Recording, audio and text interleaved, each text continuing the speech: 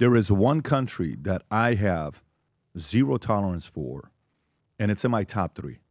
And China happens to be number 1. We have to figure this one out.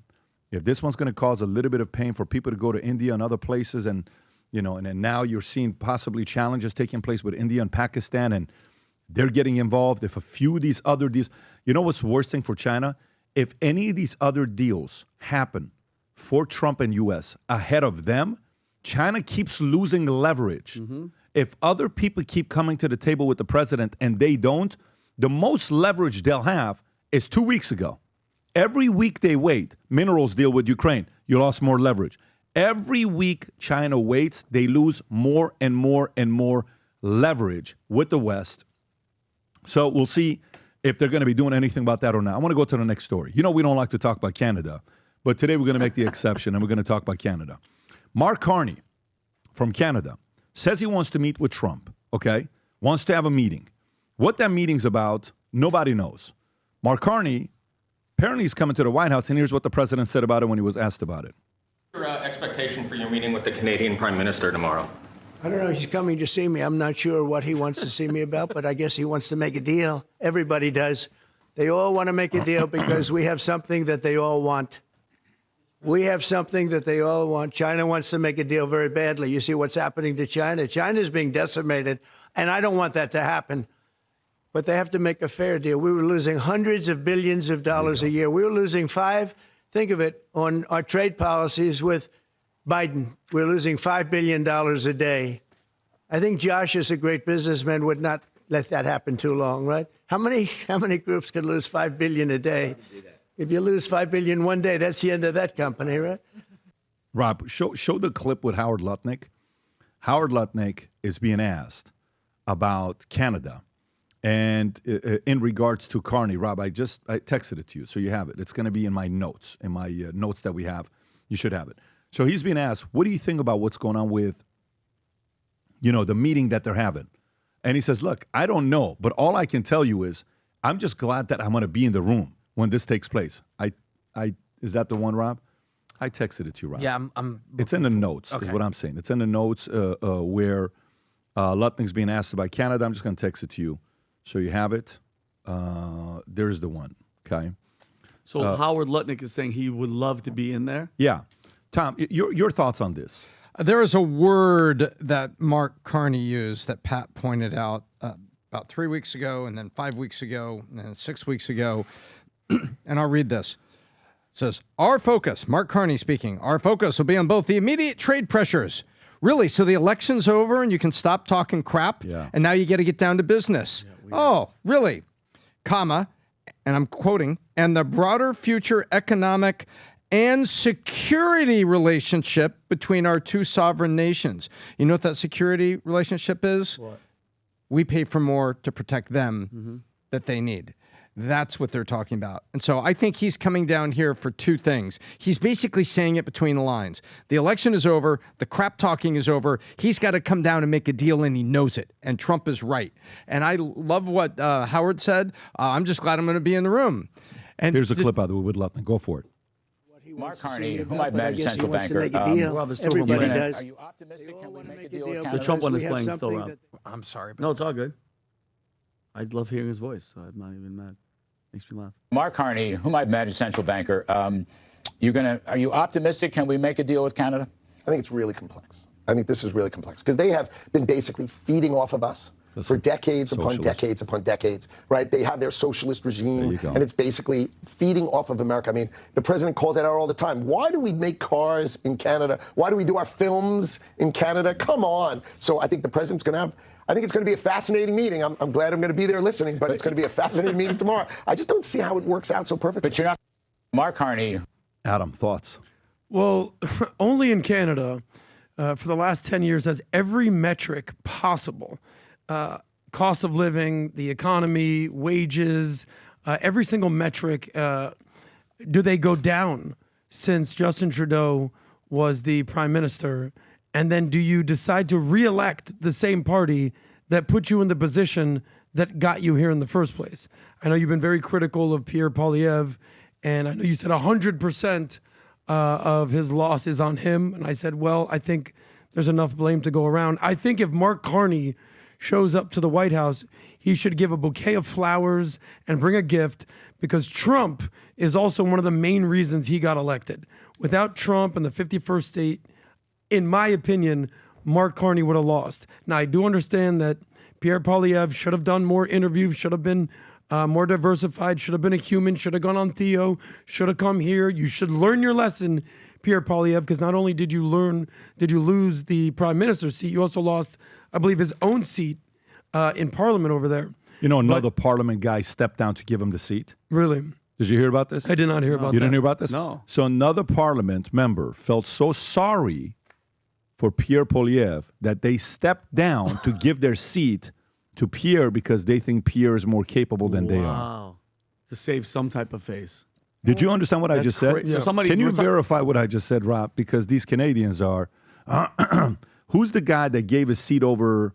Because every time he gives his seat... Okay, it is with humility and appreciation that I accept it. Damien Curix, go a little bit lower, Rob, offered to resign his seat in Battle River Crawford, so that I can work to earn the support of citizens there to serve them in Parliament. Damien's selfless act to step aside temporarily as a member of Parliament shows his commitment to change and restoring Canada's promise. I will work to earn the trust of the good people of Battle River Crawford, and I will continue to help the Liberal minority government to account until the next federal election, when we will bring real change to all Canadians. Now, to be fair to him, as much as I take shots at him, Mark Carney did the same thing. Somebody stepped down and gave their seat to him. So what the Conservatives are doing is exactly what Carney did. Somebody gave him the seat. Somebody else is stepping out to give him the seat, to say, hey, here you go. By the way, Canada is in such shambles right now, even though they won a lot of Conservative seats, that if you can go to the other story, Alberta, separatists pushed to leave Canada after Liberals win election. This is a Newsweek story from a couple days ago. Cameron Davies, a former leader of the United Conservative Party, UCP, resigned to head the independent-supporting Republican Party of Alberta, declared, and Alberta is like Texas. Is this her, by the way? This is Danielle Smith. I'm going to read this, and let's watch a little bit on what she's saying. Today is the birthday of many new separatists in Alberta following the Liberal Party's election victory led by Prime Minister Carney. Davis criticized the UCP, stating, I watched the UCP full time and time again under Ottawa's pressure instead of standing up for Alberta's interests, and told Newsweek Albertans keep working harder while getting a less in return, advocating for an independent Alberta to control our policies, our borders, and our prosperity. Okay? By the way, if they decide to separate from Canada and choose to become a 51st state, then they would get a lot of the benefits that we have. And this 51st state, that means America adds another Texas to its states. Just so you know that. Go ahead and play this clip. Let's watch the first 30 seconds. Alberta will be taking steps to better protect ourselves from Ottawa. As a start, I will soon appoint a special negotiating team to represent our province in negotiations with the federal government on the following reforms requested by our province. We hope this will result in a binding agreement that Albertans can have confidence in. Call it an Alberta Accord, if you will. First, Alberta requires guaranteed corridor and port access to tidewater off the Pacific, Arctic, and Atlantic coasts for the international export of Alberta oil, gas, critical minerals, and other resources in amounts supported by the free market rather than by the dictates and whims of Ottawa. Every province in the country, other than Alberta and Saskatchewan, have coastal port access. Rob, you can pause right here. Tom, your thoughts on this? Well, first of all, she's absolutely right. In Canada, the taxes are amazing, and then the government gives money back to the provinces. They give in Alberta, I think Saskatchewan is the same, in these, sometimes they're called transfer payments, also called equalization payments. Albertans get $16.95 per person in the billions that come back to Alberta, $1,695 a person, and I think Saskatchewan is the same, and Quebec, $3,159 per person. Wow.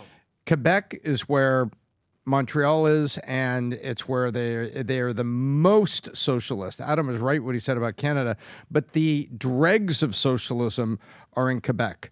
And so when you look at Alberta, Alberta wants to trade its oil and wants to make deals to trade oil, and the state kind of messes with them Because if they allowed them to do it, you know how wealthy Alberta would be? Texas. And by the way, they also have a thriving beef industry. So what the Albertans are saying is we're on this island and we're not with the program, and they want either an Alberta Accord. And look, it's an accord with your own country, and they're asking for access to a port. They're a part of Canada, and they just want access to the port so they could export their oil. Isn't that crazy? Mm-hmm.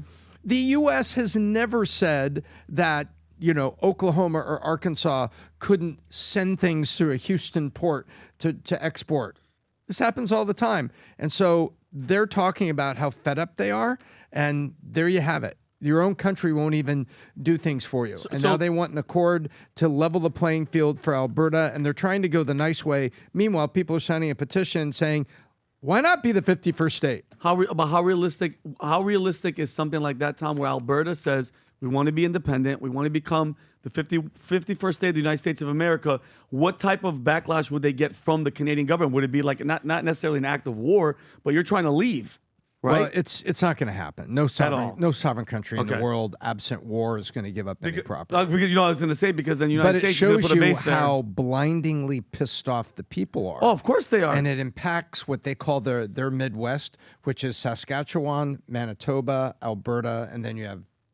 This is guys. I don't know about you, Pat. You probably more than all of us, but I got 3 Manex just this morning about people furious about what's happening in Canada and giving solutions and what they should do. And I got a message from a guy named Lewis today. He's just like, bro, it's insane why they keep doing it. 3 of them, and at 8 o'clock in the morning. Next week is Armed Forces Day, and we're celebrating folks who were in the military. I was in the Army. Vinny here was in the Air Force. And so we came out with these hats simply because of a lot of people were asking about it. And here's how it looks. It's a Future Looks Bright hat with the sticker. Listen to it. Oh, I love that. Awesome? And what? So you see it says Future Looks Bright, but you get to put the USMC, Future Looks Bright, on there. We have it for Navy, Future Looks Bright.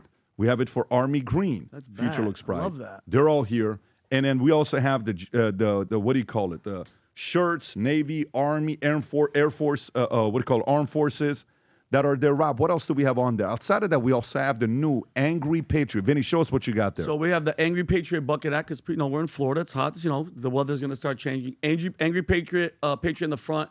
The Future Looks Bright in the back. And if you get anything, if you get this or you get anything from the Angry Patriot collection, you get a free Angry Patriot mug. And this hat is ridiculous. That's pretty sick, by the way. I love it. Put that thing on, Vinny. Very sick. Put that thing on, buddy. And FYI, outside of that, you're going to get dog tags, Valuetainment dog tags that say outwork, outstrategize, outimprove, and outlast for every order you place. But more importantly, we just want to say thank you to your service for everyone that served. I got a call from a guy yesterday telling me, he says, Pat, I'm out of the country in Europe. I'm wearing my Future Looks Bright hat. I'm poolside. And he says, one by one, everybody would look at me and they would say, hey, I know that. I know who that is. The community is getting bigger and bigger. Hell yeah. We want millions of people. It starts off with the first million. We want 1 million people wearing the Future Looks Bright gear. If you're somebody that loves this brand and you're optimistic about the future, go sport this Future Looks Bright. And if you know somebody that's a vet who watches the podcast, watches Valuetainment, get them this as a gift and send it to them. They'll be very happy that you did that. If you enjoyed this video, you want to watch more videos like this, click here. And if you want to watch the entire podcast, click here.